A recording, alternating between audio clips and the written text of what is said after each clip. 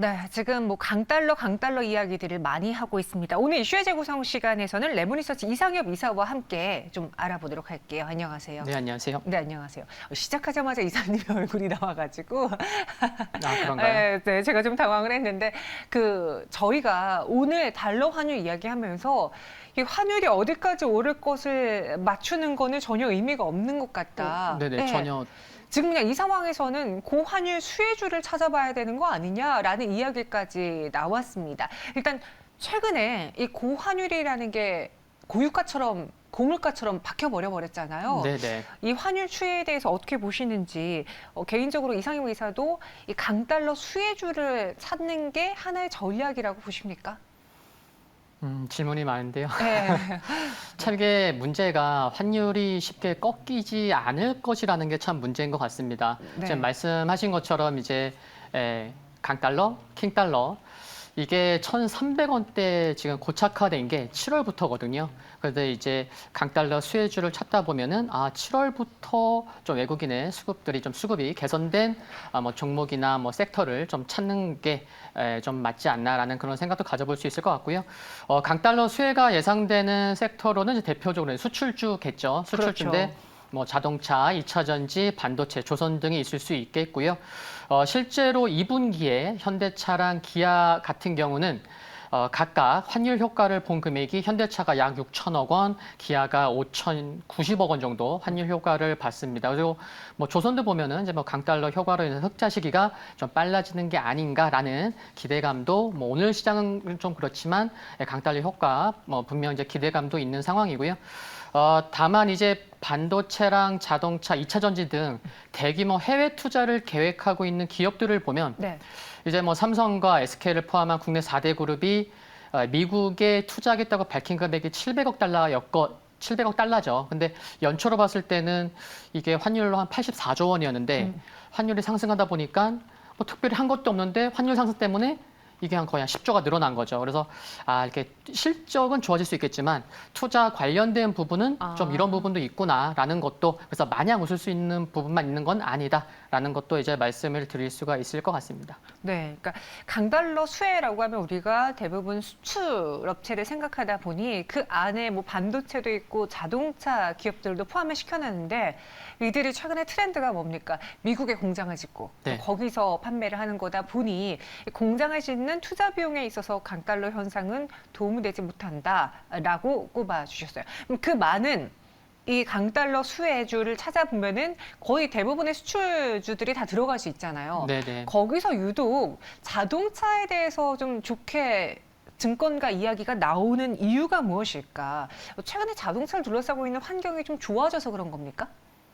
이게 좋은 부분도 있고 좀 안 좋은 부분도 있긴 한데 네. 이제 차량 반도체 수급난이 좀 완화된 부분이 분명히 있긴 있습니다. 물론 최근에 뭐 신차량 같은 경우 뭐 출고 기간도 좀 늘어지고 있는 그런 뭐 차종도 있긴 하지만요. 그래서 살펴보면 네덜란드 NXP, 독일의 인피니언, 일본의 르네상스 등 업체의 지난 4월에서 6월 그러니까 2분기죠. 2분기 보면 재고 회전 월수가 3.48개월로 그 코로나 이전에 2019년 연간 평균 3.51개월로 비슷해진 것에서도 알 수가 있고요.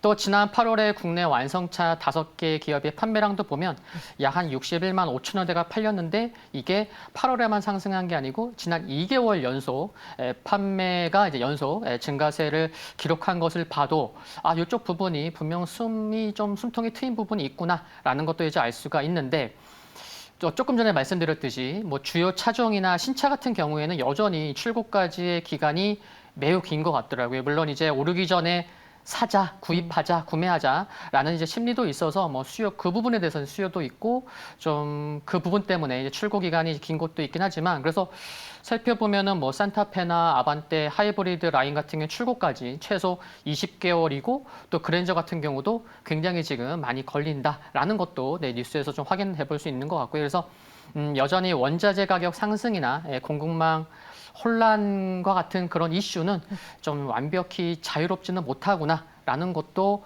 좀 함께 살펴볼 수 있는 것 같습니다. 저희 사영관 차장님이 계신데 그 사영관 차장님이 최근에 이 자동차가 얼마나 잘 팔리고 있는지 그리고 아직도 공급에 있어서 차질이 빚고 있으니까 네. 얼마나 그게 나타나고 있는지 실제로 신차 대기를 걸어보셨어요.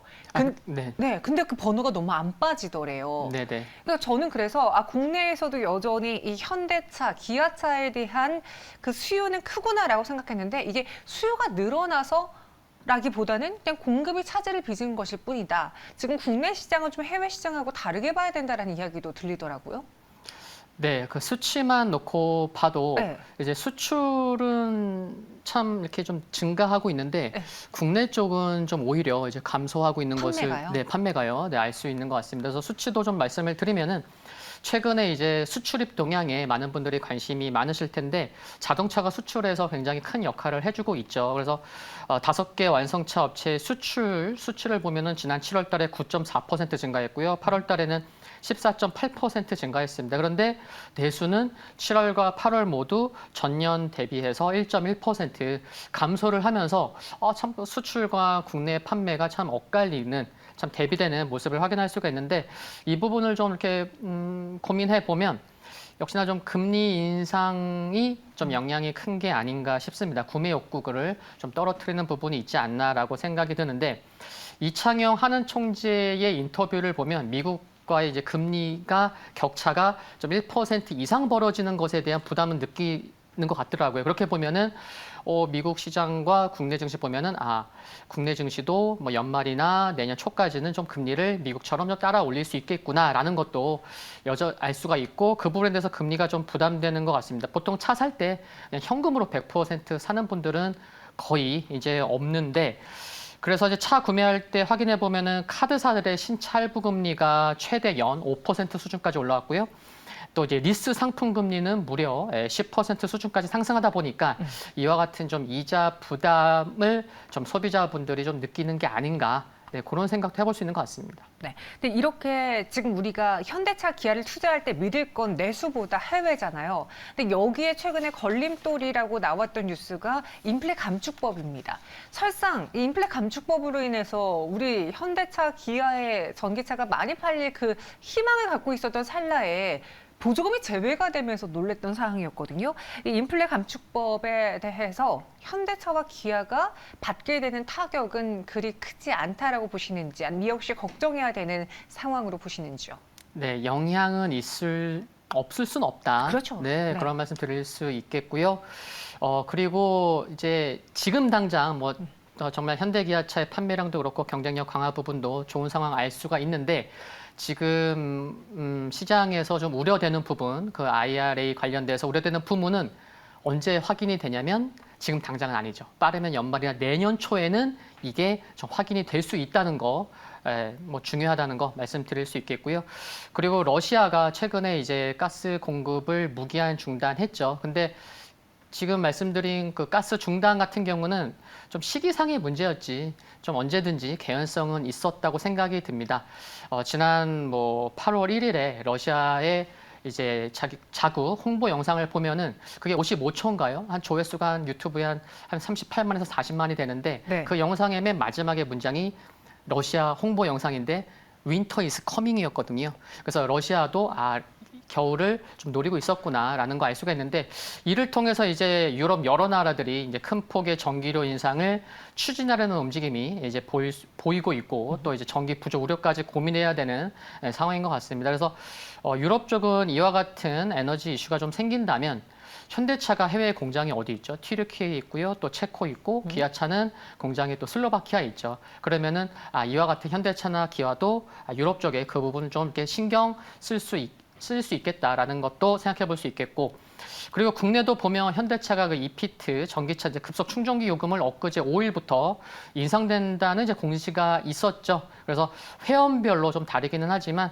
인상폭이 약 한 11에서 17% 인상인 것 같고요. 그래서 충전 요금이 인상이 되니까 이제 블로그나 SNS에서는 내연차와 전기차의 유지비를 비교해서 조금 전기차도 좀 이제 좀 아쉽다라는 이제 그런 얘기도 좀 볼 수 있는 것 같고요. 그래서 충전요금 인상해서 이제 전기차를 뭐 안 산다라고까지 뭐 생각하는 것은 좀 과장될 수도 있겠지만 이와 같은 좀 글로벌 이슈가 좀 완벽히 해소되기까지는 좀 여전히 좀 시간은 좀 필요해 보이는 것 같고 시장에서는 그게 뭐 뭐 1년까지 걸릴 거다 이런 얘기도 네, 있는 것 같습니다. 영향이 아예 없을 수는 없다라고 해소에 있어서는 시간이 좀 필요할 수 있다라고 이야기를 해주셨습니다.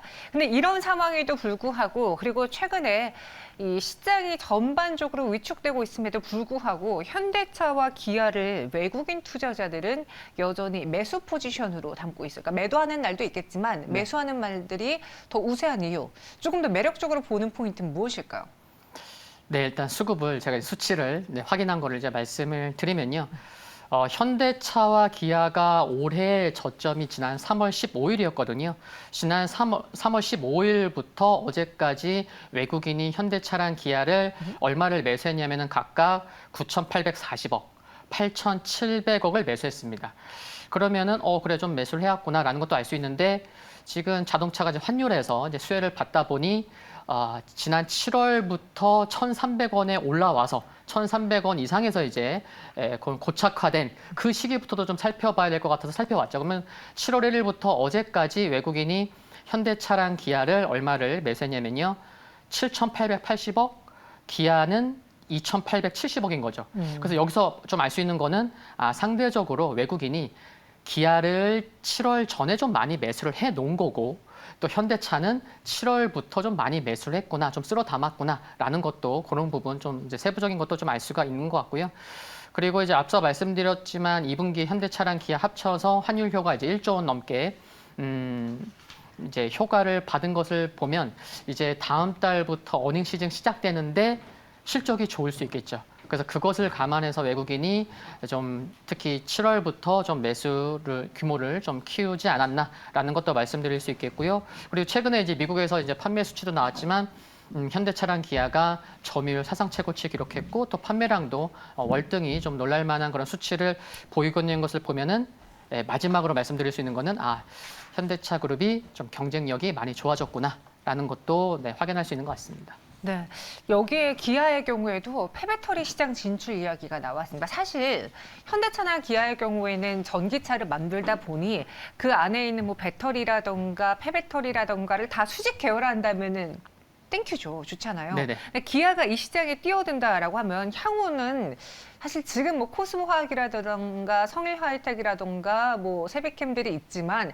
가장 대장은 기아가 될 수밖에 없지 않을까라는 생각도 드는데요. 네, 기아 사셨나요? 없습니다. 네. 네.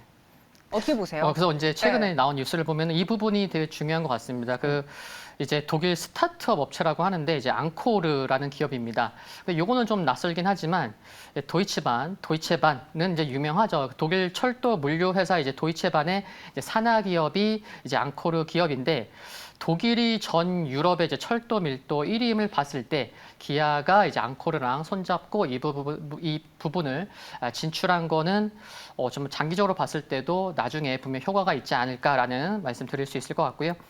또 이제 그럼 어떤 과정을 거치냐고 하면은 유럽에서 판매한 전기차 대상 중에 수명이 다 된 전기차 배터리를 앙코르에 공급하기 시작하면 유럽도 굉장히 지금 배터리 재활용에 관심이 많거든요.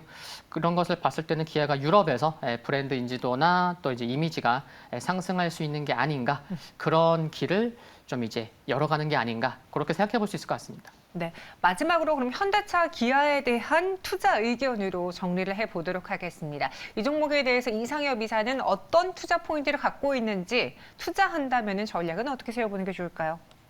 네, 조정 시에 매수 관점은 무난한 것 같고 무난하다. 네, 근데 지금 뭐 시장 상황도 그렇고 두 기업이 시가총액이 크기 때문에 뭐 단기 급등을 바라고 접근하면은 기대감이 큰 만큼 좀 실망할 수 있는 부분은 있지 않을까라는 말씀 드릴 수 있겠고요. 그리고 뭐 다른 기업으로 그래도 뭐 옐로우칩 종목으로 접근한다고 하면은 그 중에서 아니면 현대위아 정도도 좀 관심을 가져볼 만하겠고 현대위아도 보시면은 환율이 1,300원대 고착화된 7월부터 보면은 외국인이 460억을 매수했고요. 기관도 한 750억 매수한 것을 봤을 때는 뭐 메이저들의 매수가 유입되는 것에서 또 포인트를 찾아볼 수 있을 것 같고요. 그래서 뭐 전략 말씀드린다고 하면은 현대차는 19만 8천 원 이하, 기아는 뭐 8만 1천 원 이하, 현대위아는 한 7만 6천 원 이하라는 거 참고하시면 좋을 것 같습니다. 알겠습니다. 현대차, 기아, 현대, 위아에 대해서 조정 시 매수 의견 드렸습니다. 이렇게 오늘 상황실 그리고 이슈를 통해서 현대차, 기아, 자동차 이야기까지 나눠봤고요. 이상 여기서 인사드리겠습니다. 고맙습니다.